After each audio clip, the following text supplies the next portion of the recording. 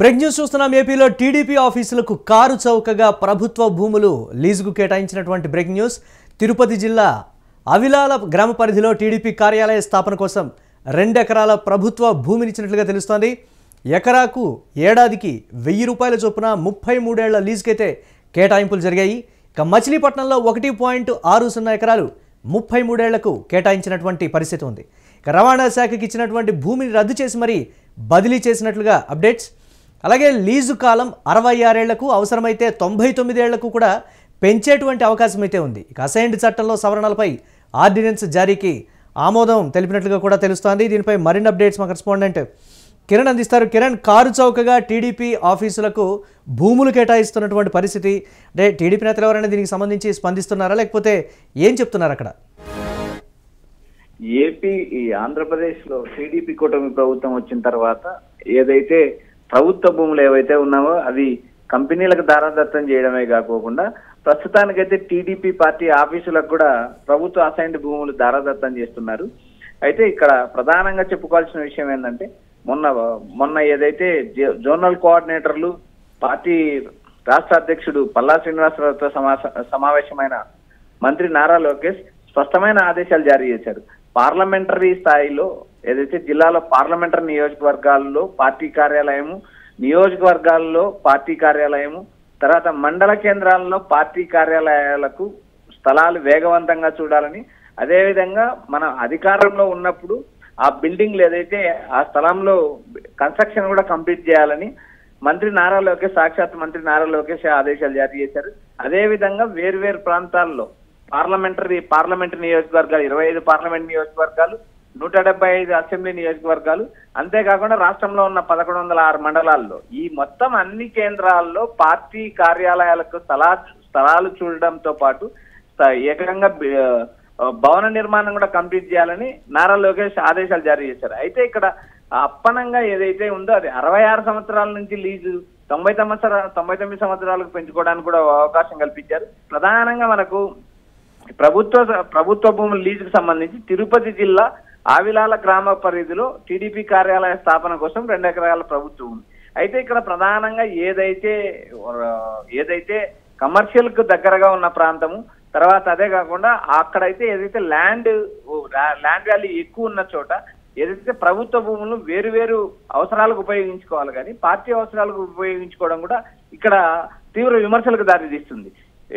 అది కూడా lease fee కూడా ఎకరాకు 1000 చొప్పున 33 ఏళ్ల లీజు కేటాయింపు. మచిలీపట్నంలో 1.6 ఎకరాలు 33 ఏళ్ల లీజు కేటాయింపు. ఇక్కడ మచిలీపట్నంలో రవాణా శాఖకు ఏదైతే రోడ్ అండ్ ట్రాన్స్పోర్ట్ శాఖకు కేటాయించిన భూమిని రద్దు చేసి భూమిని బదిలీ చేసి ఏదైతే ఆర్టీసీ నుంచి ఏదైతే రెవెన్యూ శాఖకు బదిలీ చేసి రెవెన్యూ శాఖ నుంచి మళ్ళీ పార్టీ ఆఫీస్ స్థలాన్ని కేటాయించడాన్ని ఇక్కడ కేటాయించడం తీవ్ర విమర్శలు ఎదుర్కొంటుంది. ఇక్కడ ప్రధానంగా ఏదైతే లీజు కాలం 33 ఏళ్లకు ముందు గతంలో లీజు ఉండేది, ఇప్పుడు 66 ఏళ్ల లీజుకు ఉంటుంది. 66 లీజు నుంచి 99 ఏళ్లకు దాదాపు ఆ భూమి మొత్తం ఏదైతే పార్టీ ఆఫీసులకు పార్టీ కార్యాలయాలకు ఏ భూమి అయితే కేటాయిస్తారో ఆ భూమి మొత్తం ఆ పార్టీ అధినాయకం చేతిలో ఉండే పరిస్థితి ఏర్పడింది. ఇక్కడ అసైన్ చట్టంలోనే సవరణలు మార్చి ఏదైతే రాష్ట్రంలో ఉన్న అసైన్డ్ భూములు ప్రభుత్వ భూములు వాటి పార్టీ ఆఫీసులకు కేటాయించుకుంటూ పోతున్నారు.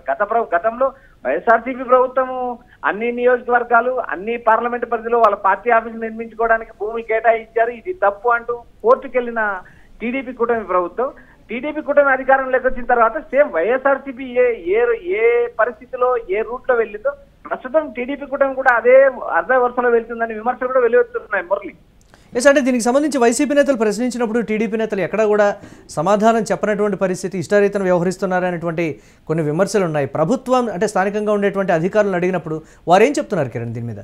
మురళి, స్థానికంగా ఉండే అధికారులు ఏదైతే పై స్థాయి నుంచి జిల్లా స్థాయి నుంచి జిల్లా అధికారుల నుంచి ఏదైనా ఒక నోట్ వస్తే ఆ నోటును పరిగణలోకి తీసుకొని ఎక్కడెక్కడ ప్రభుత్వ అసైన్ భూములు ఉన్నాయి, ప్రభుత్వ భూములు అసైన్లు ఉంటాయో వాళ్ళు ఐడెంటిఫై చేయమంటారు. ఏదైతే ఇప్పుడు ఆర్డీఓ స్థాయి కావచ్చు, కలెక్టర్ స్థాయి కావచ్చు, ఒక కార్యాలయం కానీ ఒక ప్రభుత్వ ఆఫీస్ కానీ ఏర్పాటు చేయడానికి ఆ సంబంధిత అధికారులు ఏదైతే ఉంటారో ఆ మండల ఎంఆర్ఓకు ఒక నోటు పంపడం జరుగుతుంది. మండల అధికారులు కూడా కింది స్థాయిలో ఉన్న ఏదైతే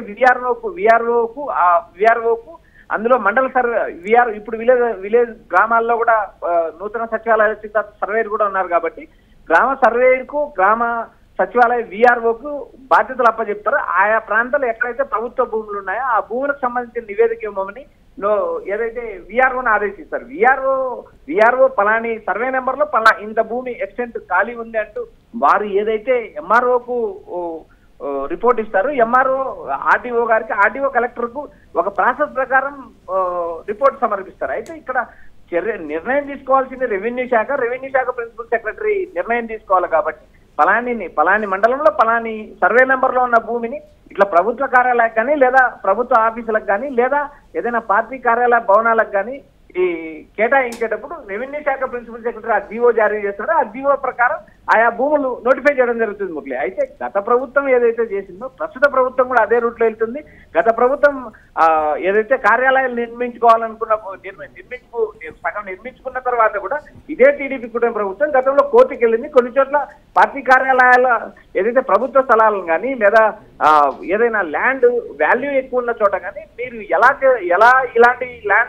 ఇలాంటి భూములు తీసుకుని ఇక్కడ కార్యాలయాలు కడతారంటూ కోర్టుకెళ్లిన టీడీపీ కుటుంబ ప్రభుత్వం అదే పందాలో అదే దారిలో ఇప్పుడు నడవడం కూడా ఆశ్చర్యం వ్యక్తం చేసినా, అంతేకాకుండా దీనిపైన విమర్శలు కూడా వెళ్తున్నాయి. అటు వైసీపీ నాయకులు కూడా గతంలో కొంతమంది ప్రజలు స్థానికంగా న్యాయస్థానానికి వెళ్ళడానికైనా మేము సిద్ధం అనేటువంటి మాట కూడా చెప్తున్నారు. దీనికి సంబంధించి ఏంటి, ఏ విధంగా మురళి? ఖచ్చితంగా ఇక్కడ ఏదైతే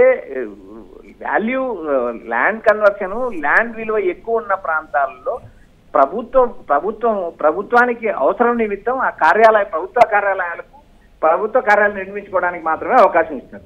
అయితే ఇక్కడ ప్రధానంగా ఇప్పుడు చెప్పిన మచిలీపట్నం కావచ్చు లేదా తిరుపతి కావచ్చు, ఇవన్నీ చాలా విలువైన ప్రాంతాలు. విలువైన ఆ భూములకు కూడా చాలా విలువ ఉంటుంది. ఆ విలువైన ప్రాంతాల్లో ఏదైతే పార్టీ కార్యాలయాలకు భూములు ఇవ్వడం కూడా చట్టబద్ధం కాదు, ఇది కరెక్ట్ కాదు అంటూ ఏదైతే ప్రజా సంఘాలు కానీ లేదా న్యాయవాదులు కానీ లేదు ఏదైతే ప్రజా సమస్యలను హితం కోరే వ్యక్తులు కానీ కోర్టుకెళ్లే అవకాశాలు ఉన్నాయి. ఈ 100 కోట్లు విలువ చేసే భూములని పార్టీ కార్యాలయాలకు ఎలా అప్పగిస్తారంటూ గతంలో ప్రశ్నించారు, ఇప్పుడు కూడా ప్రశ్నిస్తారు. ఎందుకంటే ఒక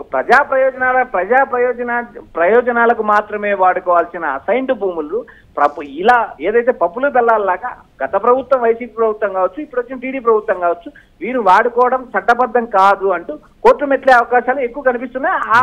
ఆ విధంగా కూడా మనకు విమర్శలు వ్యక్తం అవుతున్నాయి. Murali, right, thanks for updates Kiran. So అది ఏపీలో టీడీపీ ఆఫీసులకు కారు చౌకగా ప్రభుత్వ భూములైతే లీజుకైతే కేటాయింపులు చకచకా జరిగిపోతున్నాయి. తిరుపతి జిల్లా అవిలాల గ్రామ పరిధిలో టీడీపీ కార్యాలయ స్థాపన కోసం 2 ఎకరాల ప్రభుత్వ భూమిని కేటాయించారనేటువంటి వార్త అయితే వస్తోంది. ఎకరాకు ఏడాదికి 1000 రూపాయల చొప్పున 33 ఏళ్లకైతే లీజు కేటాయింపు జరిగింది. ఇక మచిలీపట్నంలో 1.60 ఎకరాలు 33 ఏళ్లకైతే కేటాయింపు జరిగింది.